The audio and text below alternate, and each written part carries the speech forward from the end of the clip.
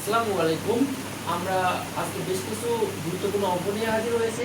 অঙ্কগুলো খুবই গুরুত্বপূর্ণ, আশা করি সবারই কাজে লাগবে। অঙ্কগুলো সলভ করা যাক।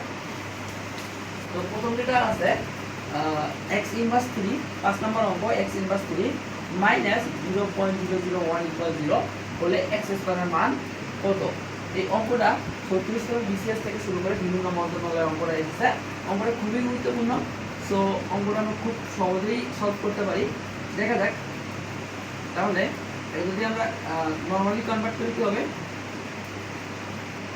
1 ডিভাইডেড x টু দি পাওয়ার 3, আর এটা যদি আমরা নরমালি কনভার্ট করি কি হবে, 1000 ইকুয়াল 0।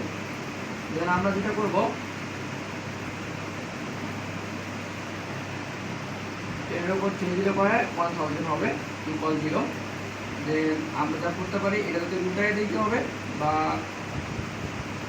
যা করতে পারি ইকুয়াল মাইনাস আছে, অপোনেন্টে গেলে হবে কি হবে, প্লাস হবে।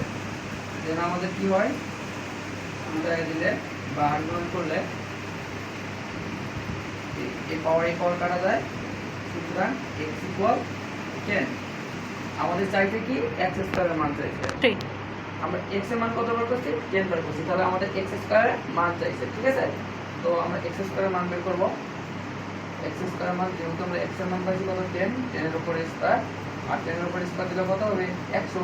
সো এই যে আমাদের খুব সহজেই ম্যাথটা আমরা সমাধান করতে পারলাম। আর এই অঙ্কটা বিভিন্ন চাকরি পরীক্ষার জন্য খুবই গুরুত্বপূর্ণ। আশা করি তোমরা সবাই বুঝতে পারছো। ধন্যবাদ।